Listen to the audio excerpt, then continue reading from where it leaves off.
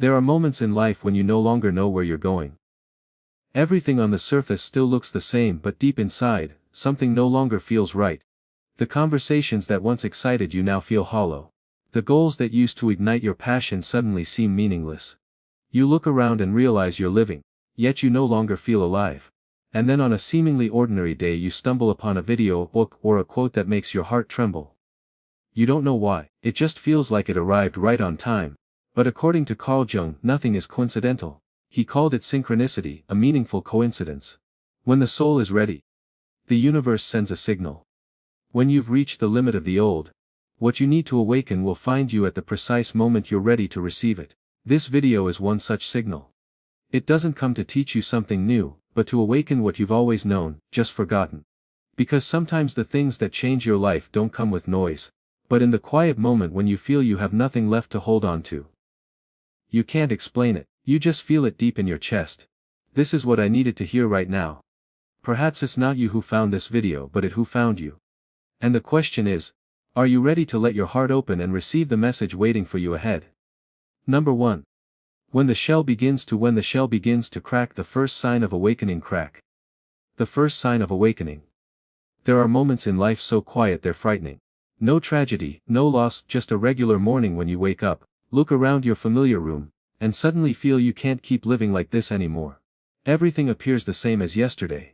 Your job, your relationships, your familiar roles, but within you there's a small, almost inaudible crack, as if your soul is whispering enough. This is the moment Carl Jung called the beginning of individuation. The stage when the soul refuses to keep living under the mask it wants to be accepted.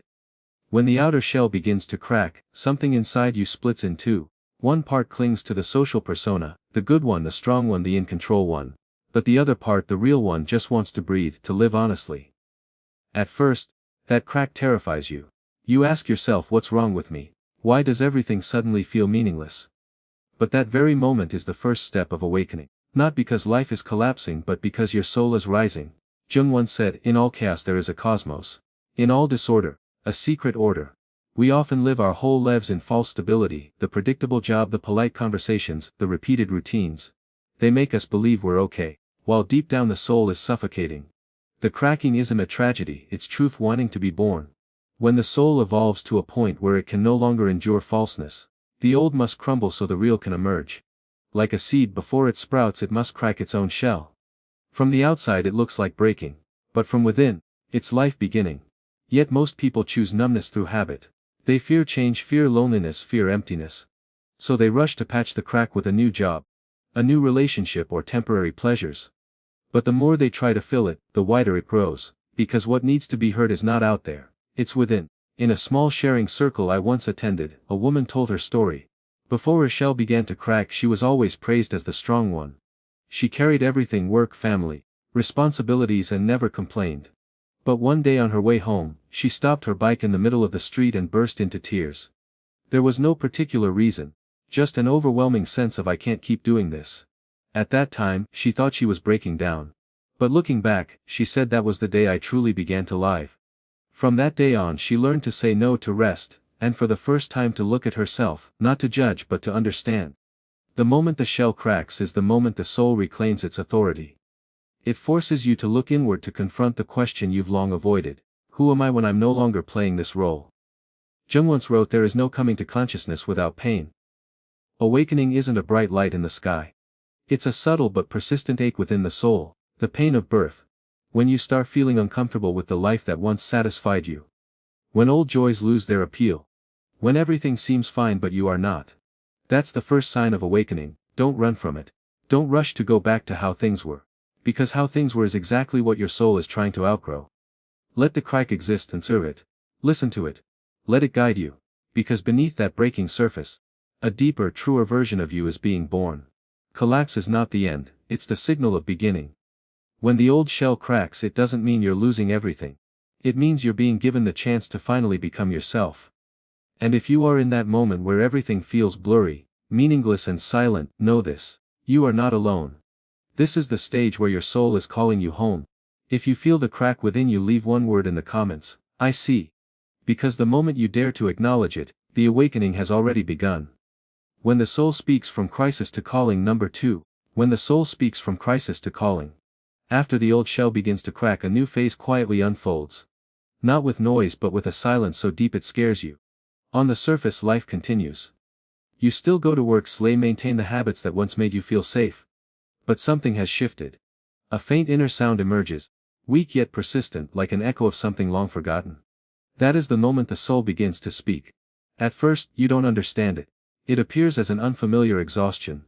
A strange sense of disconnection in a life that seems stable. You look around and realize everything is intact except you. There's an emptiness that words can't define, as if you're living someone else's life. Carl Jung called this the uprising of the unconscious, when the buried parts of the psyche start demanding to be seen. It doesn't storm in like thunder. It seeps through your dreams, your inexplicable moods, your quiet dissatisfaction. Sometimes just looking into the mirror, you notice something has changed in your eyes, not sadness, but awakening. Many people think they're breaking down, but Jung saw it differently. It's not pathology, it's the psyche's attempt to transform. When the unconscious wants change and the conscious mind clings to the old, tension arises. That tension is the energy of transformation. Ignore it and it will express itself elsewhere as depression or events that force you to stop. What looks like loss is often the soul's language. At this stage, you begin to sense the divide between your outer and inner selves. What once felt safe now feels heavy. You no longer find life in your old job roles or routines. A part of you wants out, as if your current life no longer reflects your truth. That's when you know it's time to change. The soul doesn't speak in words but in feelings, dreams, and unease you can't rationalize. Modern neuroscience confirms this. When humans face a crisis, both the limbic system, emotions, and prefrontal cortex, self-awareness, undergo intense rewiring. A crisis isn't just stress, it's neural reconstruction, breaking old patterns to create new connections. In Jung's words, when the unconscious speaks, the mind is being restructured for a deeper stage of maturity. Society glorifies conformity, lulls us with stability, and makes us forget the voice of the soul. But when we live too long in a pre-written script, the soul rebels, not with chaos but with silence. I once heard the story of a woman who had everything she ever wanted. An ideal job, a happy marriage, financial comfort, yet fell into deep depression. Each morning she woke up without knowing what she wanted to live for. It wasn't until she began recording her dreams that she noticed a recurring image, wandering in a huge house, unable to find the door out. Jung helped her see that the house was her ego and the door was the forgotten soul. Her depression wasn't her enemy. It was an invitation to return home. Jung called this stage the call of the self, the call of your true essence. And the soul doesn't speak through logic. It speaks through coincidences. You meet someone who says exactly what you need to hear. You read a line that makes you cry. Or like now, you stumble upon this video. Jung called it synchronicity, the meaningful alignment of the outer and inner worlds. A breakup, a missed opportunity, a chance encounter, all the signs orchestrated to bring you back to your soul's frequency. Just as a fever signals the body's healing, a crisis signals the soul's rebirth. It doesn't destroy you, it purifies you. If the previous stage was the crack where light entered, this is when the soul begins to speak, urging you to listen. Everyone's soul speaks a different language. For some through dreams, for others through fatigue or a silent urge to change something you can't yet name. And if you are at that stage now, let the soul speak. Observe the coincidences, the dreams, the subtle signs. Sometimes the call starts as a quiet stream, but if you listen, it will become the river that carries you out of the old land toward freedom. The truth about suffering, it's not failure, but a threshold. Number 3, the truth about suffering. It's not failure, but a threshold. When the voice of the soul grows loud enough, it doesn't just want to be heard. It wants to be felt. And that's when pain appears. Not to punish but to open the path. Because every soul before entering a deeper awakening must pass through the gate called suffering. We are raised to fear pain. From childhood, we are taught to avoid all negative emotions. Don't be sad, don't be angry, don't be weak, don't cry. The modern world glorifies happiness as the standard and treats pain as a flaw to be fixed. But Carl Jung warned that it is precisely the avoidance of pain that disconnects us from our souls. For him, suffering was not evidence of failure, but a sign of readiness. When all false layers dissolve, the soul undergoes a process of intentional disintegration, painful yet necessary. Like a craftsman stripping away the outer wood to reveal the core.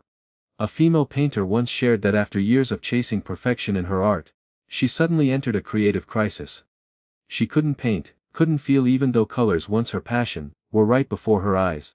Every attempt only deepened the emptiness. Instead of forcing herself, she stopped. She let the pain and confusion flood through her. In silence she began to paint again, Not for the audience but for herself. And for the first time she felt life returning in every brush stroke. I realized, she said, pain didn't destroy me. It only stripped away the false so I could return to who I truly am. Jung wrote in Modern Man in Search of a Soul. Neurosis is always a substitute for legitimate suffering. When people refuse to consciously walk through pain, it haunts them in other forms: depression, anxiety, addiction, or repetitive cycles. But when we face it courageously, suffering becomes the catalyst that burns away the old to make space for the new. Look at pain as a process of inner reconstruction. It forces you to stop to face the parts you've avoided. Buried memories, repressed emotions, long-standing limitations. In that phase you may feel weak, empty, lost. But that weakness makes you real. When you stop controlling and allow yourself to fully feel, you enter a new state where light and shadow within you begin to converse. Jung called it integration. The merging of opposites within the soul when you stop dividing yourself into good and bad and begin to become whole.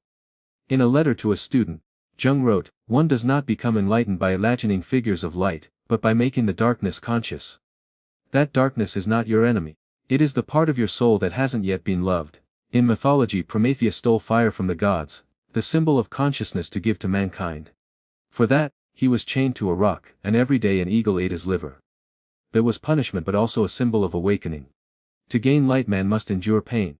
The liver is devoured each day, but regenerates each night. Hurdle cycle of destruction and rebirth.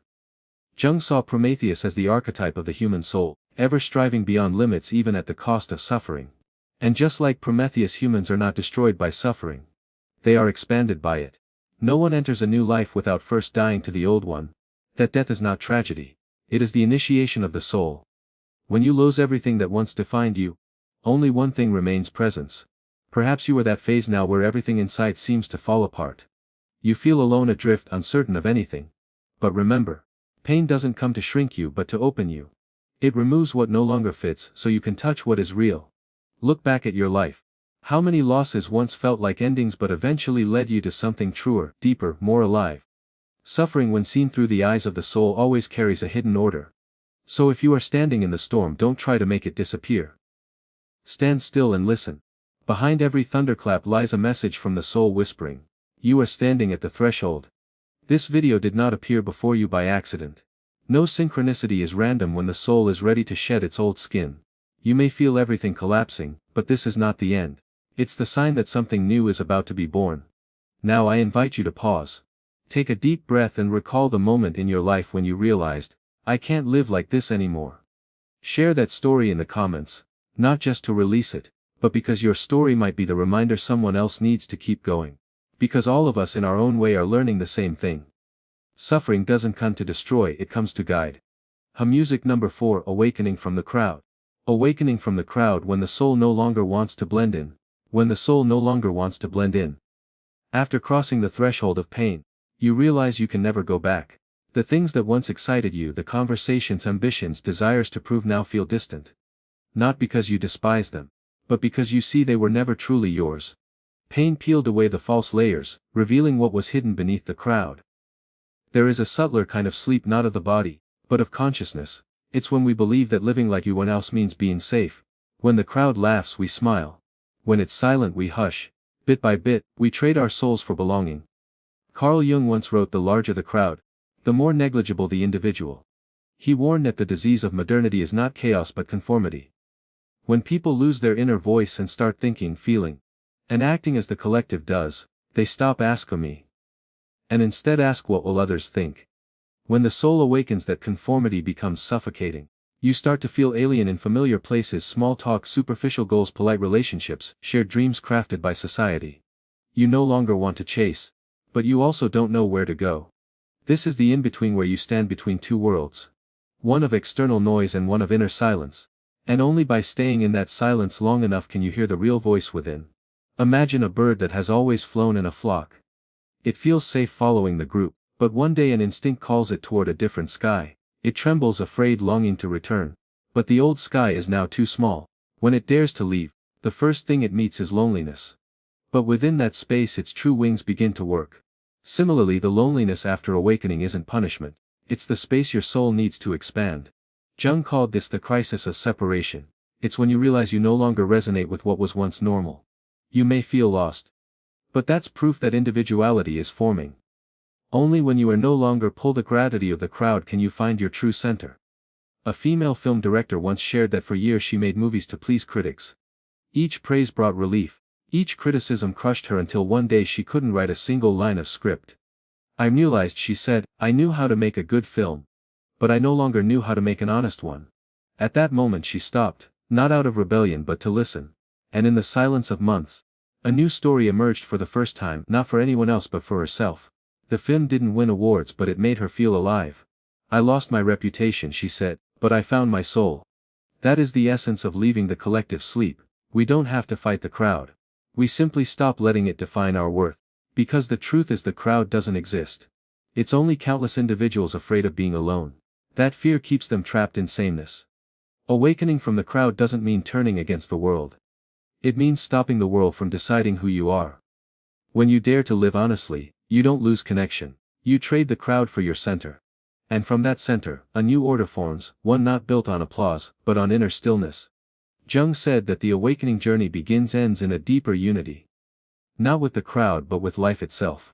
When you stop seeking validation outside, you begin to sense something sacred inside. Presence. Maybe that's why this video found you. Not by chance but because your soul is ready. Ready to step away from the crowd. To pause amid the noise to hear again the smallest truest voice within. I'm still here. Number 5. The fearful leap from pretending to being real. After the soul leaves the crowd, you think you're free, but that's only the beginning. Because the hardest part isn't leaving others, it's leaving the false version of yourself. From here, awakening demands one thing. The leap from what is safe, familiar, and false to what is raw, uncertain but real. Jung called it the psychic leap, an inner decision. I will no longer live a lie.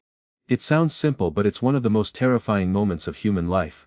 Because the old self doesn't let go easily.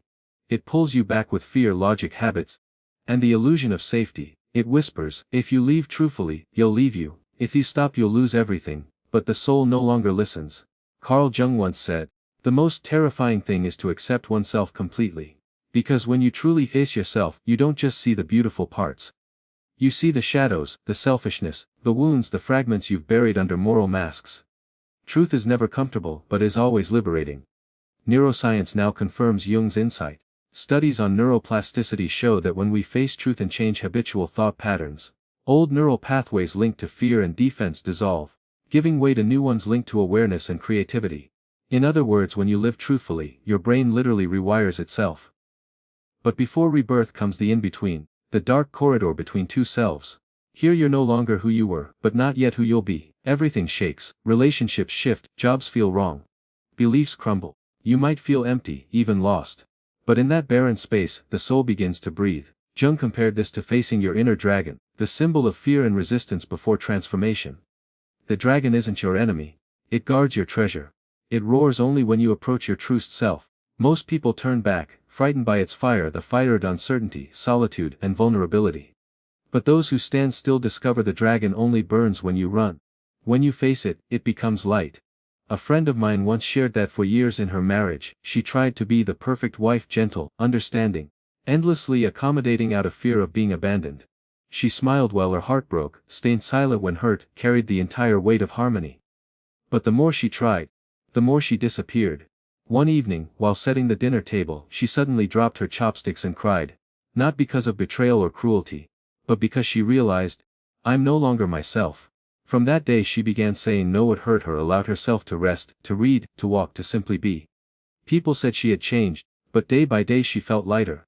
She no longer lived to be loved, she lived to love from truth. One day her husband said, you're different, but more beautiful than ever. She smiled. No, I'm just not afraid anymore. That is the leap Jung spoke of. The leap from fear to honesty, from pretending to living. It's never easy. The false self is persuasive.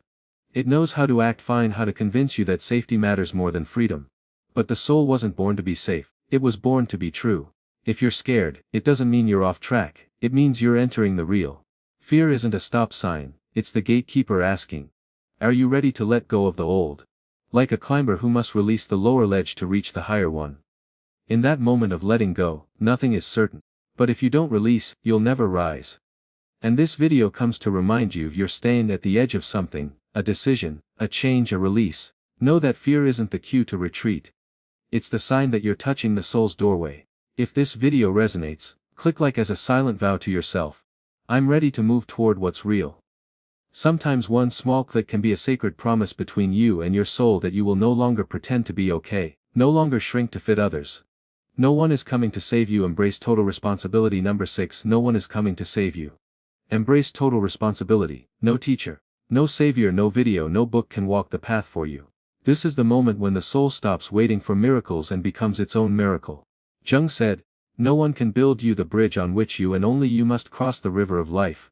Every teaching, every guidance, every helping hand is just a torch. The bridge must be built by you.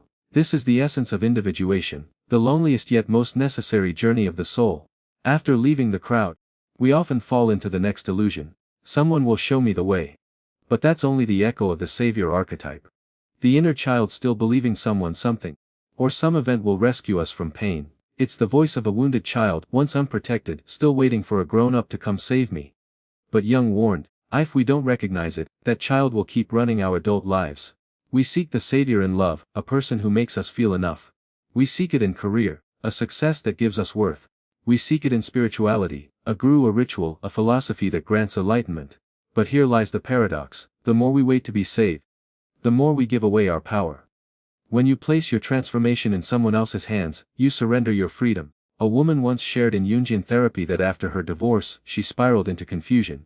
She devoured self-help books, attended workshops, meditated, healed, but still felt empty.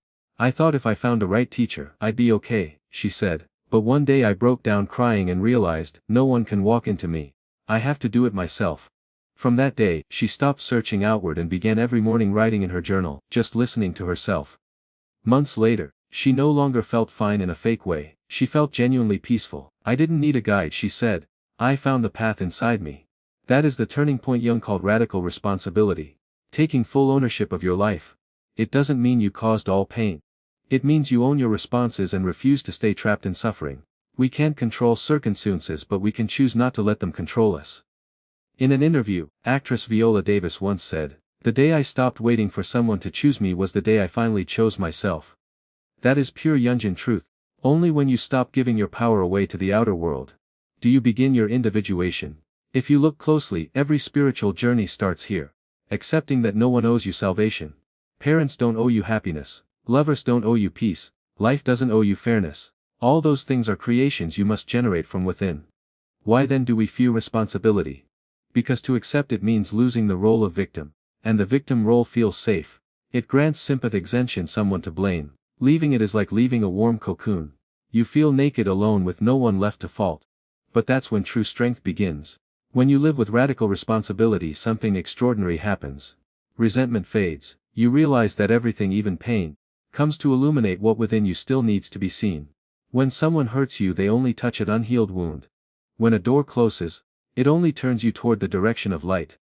That's why Jung said, "Until you make the unconscious conscious, it will direct your life and you will call it fate." True responsibility is realizing that destiny doesn't come from outside. It's shaped by the parts of you haven't yet understood. If you're in a wavering phase, stop searching for a savior. Turn inward. Face what you've avoided and ask, if I were the only one who could save myself, what would I do right now? That answer, however small, is where real power begins. Because ultimately, this journey isn't about becoming someone else, it's about becoming the only one who can live your life fully. Number 7. When you stop searching.